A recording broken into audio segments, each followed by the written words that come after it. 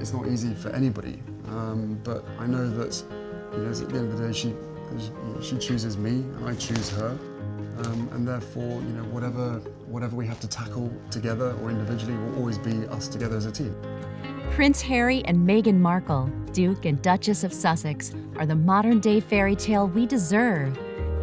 After all, don't all little girls daydream of being set up on a blind date with a real-life prince? It was one of the first things we started talking about when we met, was just the different things that we wanted to do in the world and how passionate we were about seeing change. I think that was, that's what got date 2 in the books, probably. But it hasn't been all unicorns and rainbows for Harry and Meghan. The wedded couple have weathered so many storms and media scandals that you'd think they'd been married for a decade, not a few short years. Meghan has been the picture of grace and poise, and Harry has pushed back against every royal protocol set in stone to defend and support his wife. I know that I'm in love with this girl, and I hope that she's in love with me, but we still had to sit down on the sofa, and I still had to have some pretty, you know, frank conversations with her to say, look, you know, what you're letting yourself in for, it's a big deal. The decision was clear: duty or love. Will their decision to start a new life in America distance them in more than just miles from Harry's royal family? Their new life in Hollywood has changed the course of royal history forever.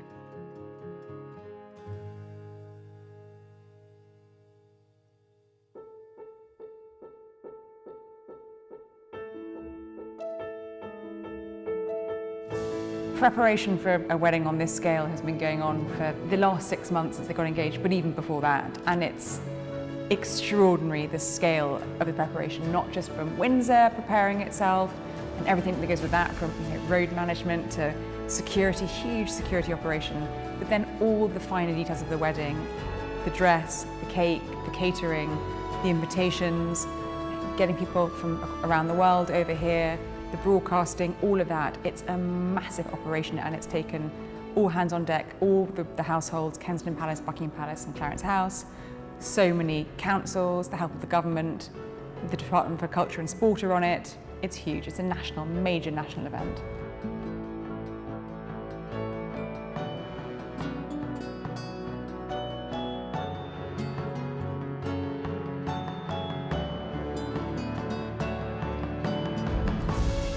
They wanted Windsor for a number of reasons. First of all, it's a more intimate venue than Westminster Abbey, and I think, you know, Harry not being directly in you know, the direct line of succession, he didn't want a big state do, and nor did Meghan. It has enough guests to allow them to have lots of people there, but make it feel a little bit more intimate.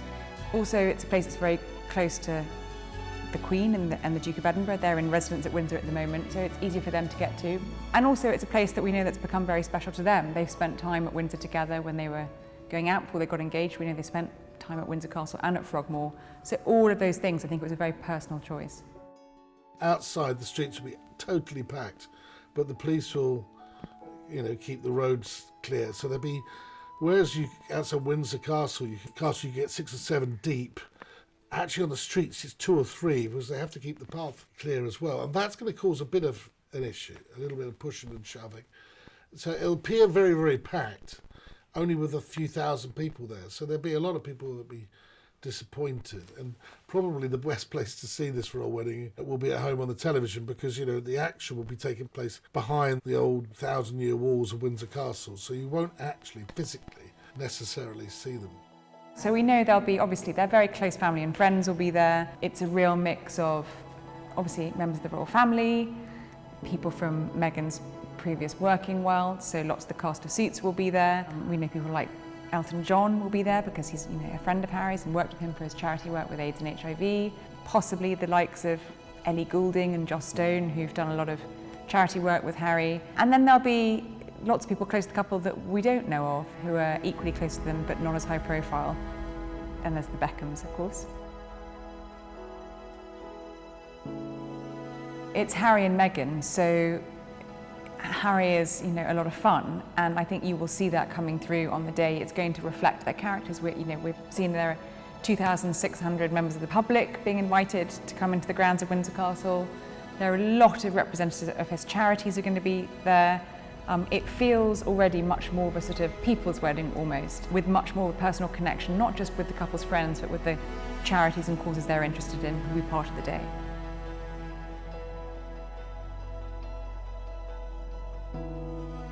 When they were growing up, William and Harry's relationship was incredibly close. The two of them really needed one another. They had, an unhappy home environment. Luckily, they did have nannies, and they were therefore kept away from quite a lot of the acrimony that was going on between their parents. But nonetheless, children pick up on things. They're very sensitive. They did rely on one another.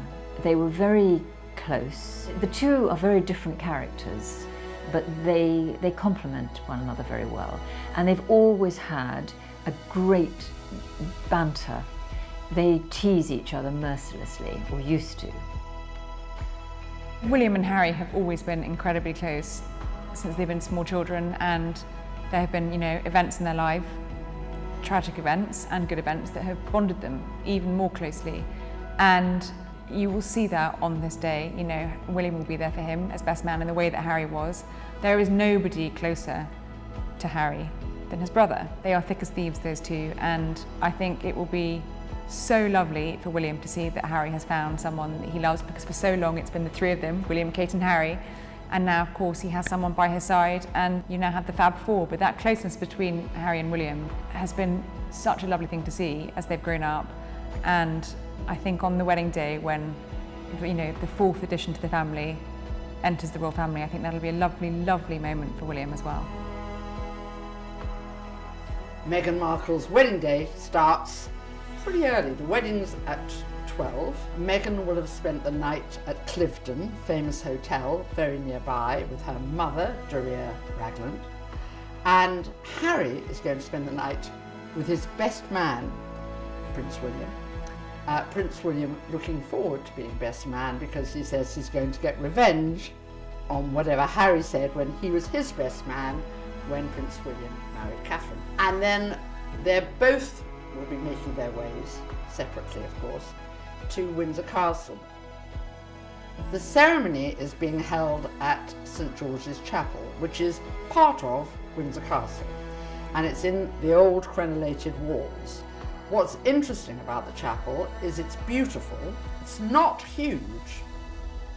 I think about 600 people can fit in, which is nothing like Westminster Abbey, which is 3 times the size.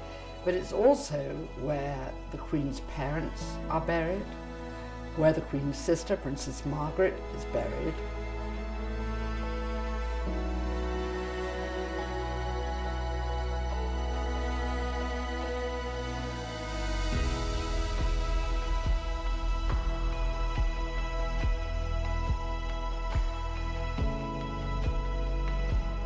I should think there are a lot of nerves for Meghan at the moment, but at the same time, she's probably extremely excited. She'll have all her friends coming over from all around the world to be with her. We know her mum's coming over and her father.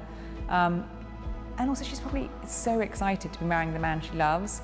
We know that, she can manage stage fright. This is an actress, so she's got that going on for her. So she'll probably be more poised than most previous royal brides at managing those nerves, but of course, excitement and some butterflies too.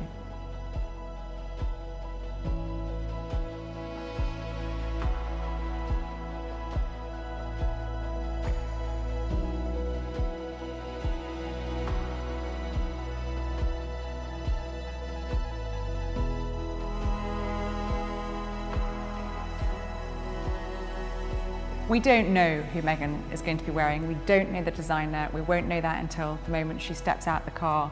The front runners have been the likes of Ralph and Russo, Australian duo designers who made the engagement dress that she wore for her engagement photographs.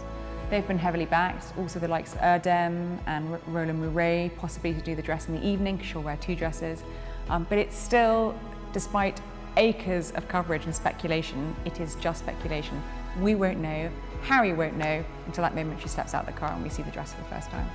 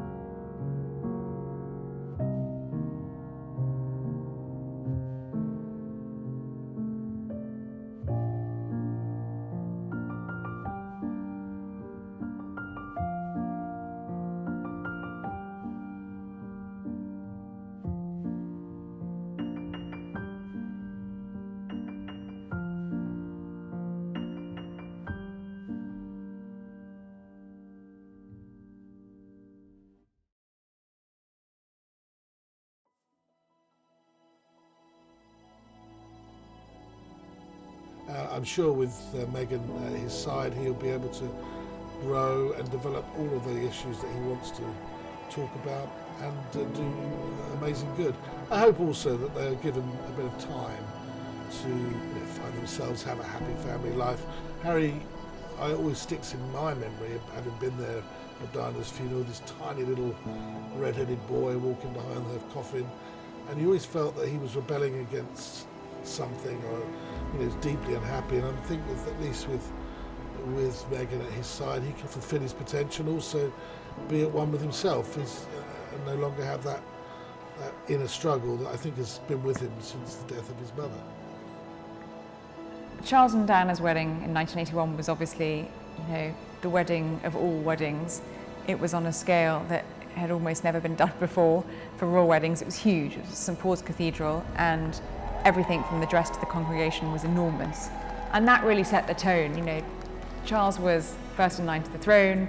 This was going to be his bride. This would have been the future queen. So the scale of it was enormous. There were dignitaries and members of the royal families from all around the world. It was huge. William and Kate's wedding at Westminster Abbey was also a mega wedding, but not quite as enormous as Charles and Diana's. It was big, it was grand, it was a state occasion because William is in direct line of succession. And you had a mix there of lots of their friends and family, but also dignitaries from all around the world, people that the couple didn't really know because they had to be there because this is the marriage of a future king and queen. You then have 7 years later Harry and Meghan's wedding, which is still going to be a big old royal wedding at Windsor Castle, but it is different on scale. It is smaller. It is 600 as opposed to 1900 at William and Kate's. There are no officials there at all. There are no prime ministers, no politicians, no royal dignitaries from around the world. It's much more of an intimate family wedding, as much as that can be on that kind of scale, watched by billions of people. But it's a much more contemporary way of doing things, and I think that really speaks to the couple themselves and also how the royal family want to do things now.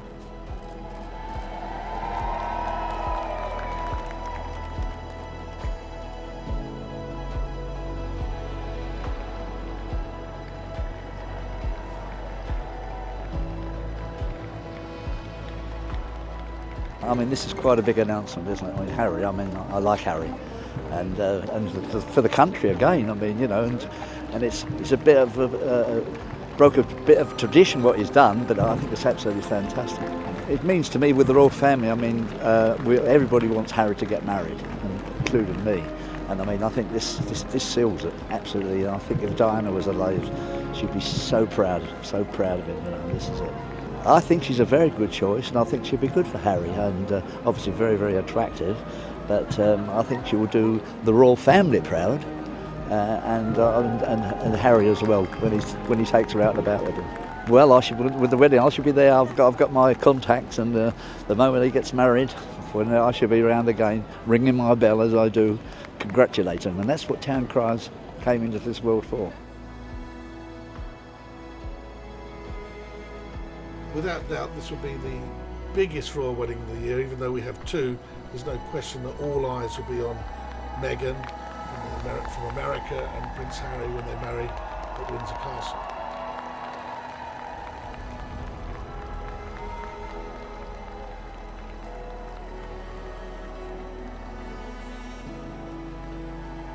Now, Windsor Castle is what the Queen regards as home in London. It's 29 miles out of London. It's in a beautiful, scenic town, very old town, and it's where she has her horses. It's where she can be private. Buckingham Palace is a wonderful, wonderful building, but that's sort of thought of as the office. That's where lots of staff come, that's where she can meet ambassadors, that's where she can deal with all the things she has to. But Windsor is home. And of course, the English aristocracy always love going to the country. Right near Windsor is Ascot, which is, of course, Her Majesty's racecourse. And that's where she's got stables, guys, horses, all the things she enjoys, and there's real privacy.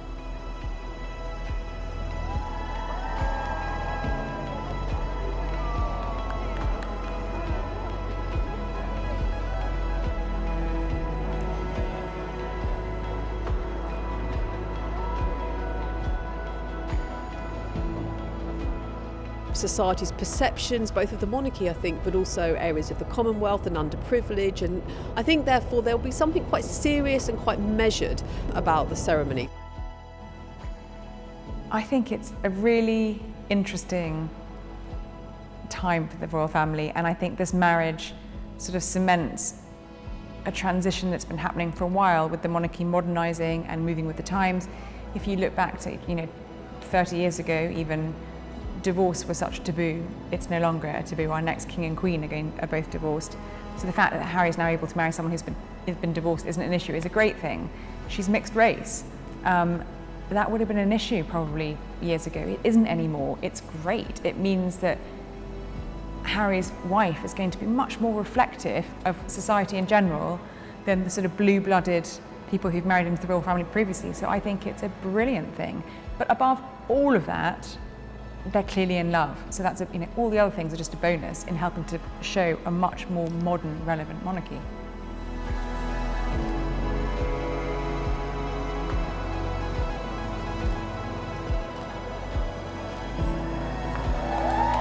This is what they dreamed of doing. They've obviously both got this love of Africa.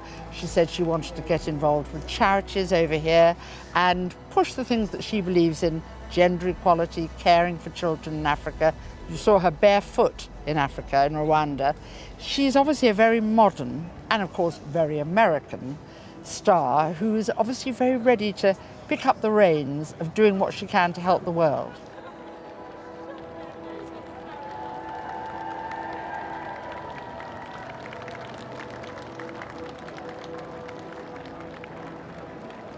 The day it came, it was just a joyous celebration, even for people who aren't interested in the royal family. I think there are a lot of people, perhaps, who may not be interested in the royal family, but we're all interested in love, romance, and families have this. They have bad times and they have good times. This is one of those days.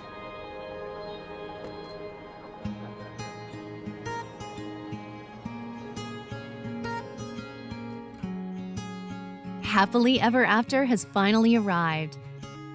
After a whirlwind 2-year love story, Prince Harry and Meghan Markle finally tied the knot. Expectations, nothing, just to soak up the wonderful atmosphere, meet all these lovely people and to be part of English royal wedding. A British royal wedding cannot beat it. We've just basically seeing that lovely couple. They're so handsome, the pair of them. Just can't wait to see them. And I'm going to catch Harry's eye. I don't know what I'm going to do, but I'm going to make him look this way. That will be my highlight. I want to see the dress. Yeah, I want to see the little ones, Prince George and Princess Charlotte, so that would be nice to see as well. Oh, there is just electricity in the air. I mean, everyone is so excited. Everyone that comes past, all the different guests, all the different people in uniform, I mean, it's just fantastic. Ever since the announcement of their engagement on November 27, 2017, the world has been eagerly awaiting the next royal spectacular. The wedding of Prince Harry and American actress Meghan Markle. As the official town crier for the Royal Borough of Windsor and Maidenhead, my role today and tomorrow is to welcome the guests, to try and make everybody's day just that little bit more special. I have never seen Windsor so busy. The buzz here is beyond all of my expectations. I've been the town crier for 6 years. This is the busiest I've ever seen it. It's going to be an amazing day. The eyes of the world were on the historic town of Windsor. The wedding was held at St. George's Chapel in the grounds of Windsor Castle, the Queen's favorite residence. Built in 1475, this stunning 15th century Gothic chapel has seen many a royal wedding within its walls. Hundreds of hours of planning brought incredible beauty and elegance to a setting fit for a fairy tale. Before the guests began to arrive and the crowds began lining the streets, a massive operation was underway to ensure that every aspect of the couple's special day would go swimmingly. We were told also by the royal household from Kensington Palace that everybody who's been chosen to be invited to this wedding is known personally. So, of course, it's worth pointing out here that apparently we're George just Clooney, spotted look, George there you Clooney. are. There he is. Oh, there you he never is. see the two of us in the same room. And look, There here are the we Beckhams. go. David and Victoria Beckham, of course. Oh, look at that. How lovely to stop and say hello to some of the fans who've got their magic moment. lovely shot inside the nave, which is now filling up with the guests, who've all been brought in from Windsor Farm Shop, where they had to sign in, I was mentioning earlier, by minibus up to the upper ward of Windsor Castle. And then they were just dropped just past the Round Tower, I believe, so that they could all walk down. Windsor was, I mean, an incredible scene the day of the royal wedding. I had to kind of push my way through crowds. As you came up that very famous park, it was mobbed. I mean, both sides of where their carriage was going to go was thousands and thousands of people stood back to back, ready to cheer them on. The applause, the cheers as they drove through Windsor were deafening. There was a tremendous amount of love and support for Meghan and Harry on their special day. There were British flags and bunting and decorations everywhere. People had taken the day off work, taken the day, their kids out of school, all to celebrate. The entire town in Windsor was alive with celebration. When Prince Harry and his best man and brother Prince William emerged, the crowds rejoiced. Prince Harry chose to wear his blues and royals garments, not his highest ranking position, but a position that means a great deal to him. Well, initially, Harry and Meghan moved in together on Kensington Palace grounds. They had a rather small cottage. I think it was just 2 bedrooms. It wasn't grand or especially big, but it was very close to William and Kate. I think the hopes were that Kate would help Meghan adjust, and the 2 women would become fierce and loyal friends and would be, you know, joined at the hip, and everything would go smoothly. Of course, we know that's not what happened. Meghan and Kate have really not forged the kind of friendship that I think royal insiders were hoping that they would. They're by all means cordial, but I don't believe they are close friends. I think Meghan and Kate probably don't have all that much in common, and they're both fully formed adult women. You know, they're not teenagers that you take on a trip together and hope they get along. These are 2 fully formed women with their own styles and opinions, and we know about Kate Middleton that she very much follows the royal protocol. She does not put a step wrong, whereas Meghan, I think, is challenging royal norms. We know she is because she's already done things markedly differently than any other royal has done. So the women are different. Personally, I don't believe there's been a big rift between Meghan and Kate at all. I think it's more likely that it's Harry and William who have their own ideas about things, and the wives are kind of going along and supporting their husbands. As Meghan Markle and her mother Doria Raglan left Cliveden House and made their way to Windsor Castle, crowds got their very first glimpse of the blushing bride. A rapturous applause followed them as they made their drive down the long walk. Meghan would pass down this road again in just over an hour, but by then, she would be royalty. The most anticipated moment of any royal wedding, without a doubt, is the moment the bride arrives and the world gets to see the stunning first sight of her wedding dress. Meghan's wedding dress is completely different to any other royal wedding dress we've seen before. So it is representing this fusion of British tradition with a new external influence, which is really what Meghan is within the family. It's an incredibly simple dress, especially when compared to some of the other royal wedding dresses.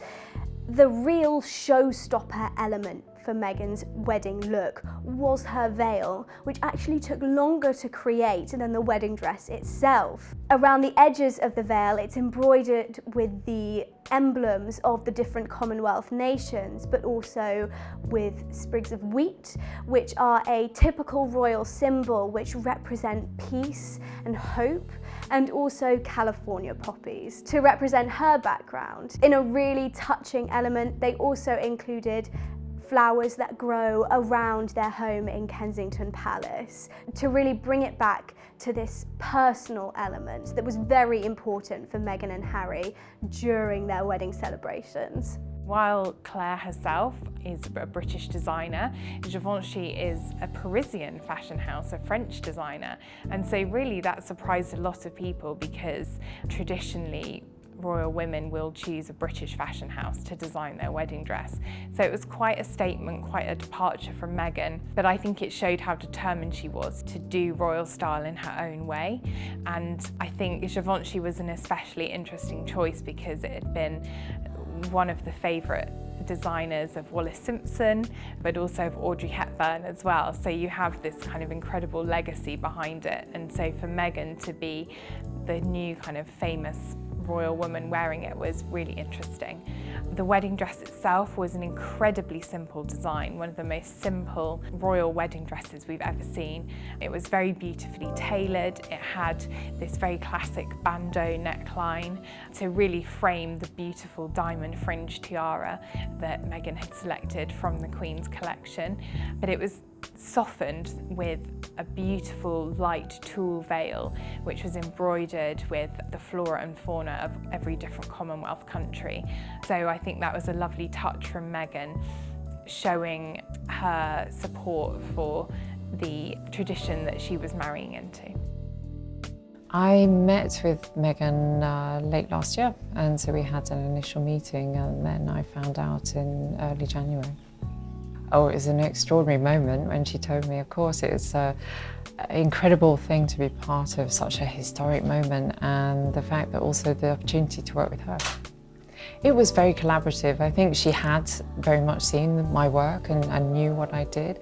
I think she loved the fact that I was a British designer and working in a house such as Givenchy, which has got its roots in a very classical, beautiful style, of course, from the time of Hubert himself.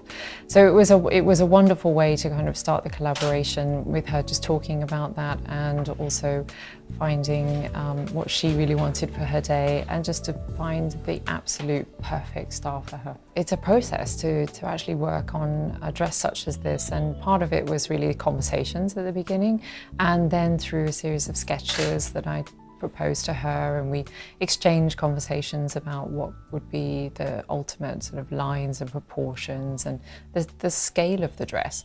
But over time we quickly got to a point where I know she felt really that she knew exactly what she wanted, having tried some toiles and some of the mock-ups that I'd shown her, and then it evolved into the final design. For a wedding, men really have three options. The first and the most formal is morning dress, which consists of a tailcoat, a contrasting waistcoat, naturally a shirt and tie, and then striped morning trousers.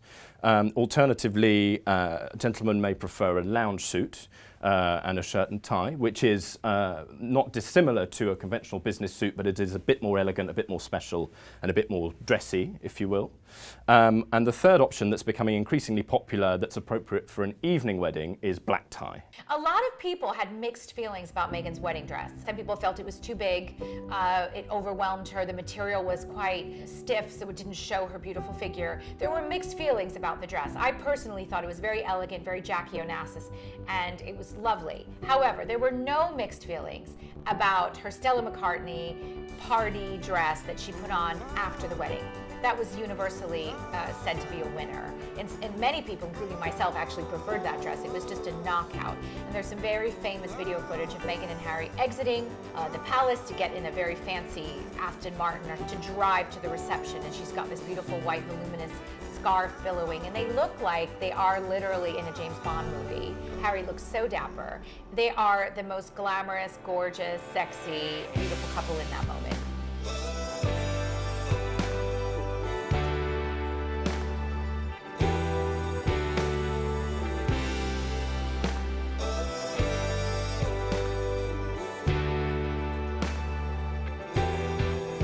She's exactly what you see on TV. She's just so genuine and warm and radiant. She's just glowing, and she's a strong woman. She knows what she wants, and it was really an absolute joy working with her. I think, you know, her style, to me, as far as, you know, as I can tell, it's never contrived. You know, there's an easiness about it. You know, when the hair is down, it just has always a great little movement, and when she puts it up, it's always just right. It never looks like it's been too complicated to achieve. I don't have any plans in my career or what I want to do. I mean, I'm inspired when I see images and when I saw, you know, pictures of her and out and about, and I just always loved her style. I just loved the way she that easiness about her, and that smile that she has, and so there's just something that just, you know, calls you in some ways that way. So you always want to work with people that you feel that you might get along with, and that just might be a good partnership on that level. He was, he came straight up to me and said, "Oh my God, thank you, she looks absolutely stunning." So I think for both of them, they were just radiant at that time. I think she really admired the fact that I was a woman designer, and the many companies I've worked for, British companies and international companies, and the fact that I'm a working mother maybe played into that as well. And I came up with the idea of maybe representing each of the countries, the 53 countries of the Commonwealth, through their flora and fauna. And we both love the story of that, and it also meant that every single one of those countries also journeyed up the aisle with her, which I thought was a really poetic moment. Just after 1 o'clock, the couple embarked on a celebratory carriage procession through the town of Windsor. The streets were lined with thousands upon thousands of cheering well-wishers. It was a grand and regal display, and the newlyweds looked over the moon at their reception. The procession passed along Castle Hill, High Street, Sheet Street, King's Road, and Albert Road, before finally returning to Windsor Castle along the famous Long Walk. It's difficult to know about our relationship with America, but I'm certain, I think the very fact that a royal member of the royal family is an American who works primarily in Canada is not going to be a bad thing. Canada's the #1 realm really in the Commonwealth, and the relationship with America can only be improved when they go on tour and the crowds turn out to see them. I mean, there's been a lot of kerfuffle about whether or not the President of the United States should be invited, just to get that absolutely nailed down. There's absolutely no reason why the President of the United States would be invited to a wedding of this level. After the bells stop ringing, the crowds are turned home, and the parties are all over. The royal newlyweds can truly begin their lives together as man and wife. Not long after their wedding, in fact, their first official royal tour was that Meghan and Harry went off to Fiji, Tonga, and New Zealand together. It was like 16 days. This was a big deal. This was the first time that Meghan and Harry were going to go abroad and represent the British people in the Commonwealth. I'm sure Meghan spent an awful lot of time figuring out her clothes, knowing she would be scrutinized at every minute, as well as planning speeches, remarks, memorizing the names of the people they'd be meeting, and their advisors. It would have been a lot of homework. In fact, we very famously see Meghan getting off the plane when she arrives at the very beginning of her royal tour, carrying a big binder of notes. Now, interestingly, she held it in front of her stomach for a reason. You see, Meghan was already pregnant on that trip, and they hadn't announced it yet. And just on one personal note, may I just say that while I'm here with my husband as a member of the royal family, I want you to know that for me, I am here with you as a mother, as a wife, as a woman of color, and as your sister.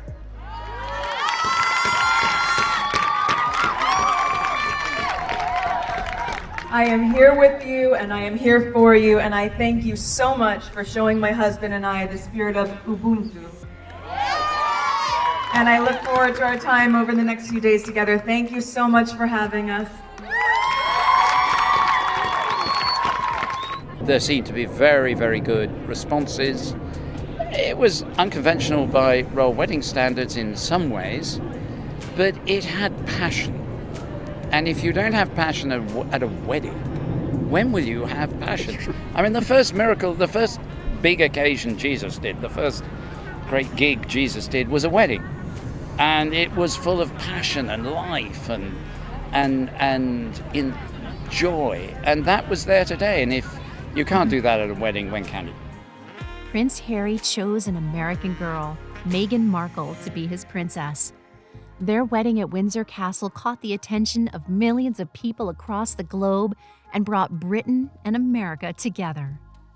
I think there were great hopes for Harry. He was certainly probably the most popular member of the royal family at that particular time, you know, and himself a global celebrity.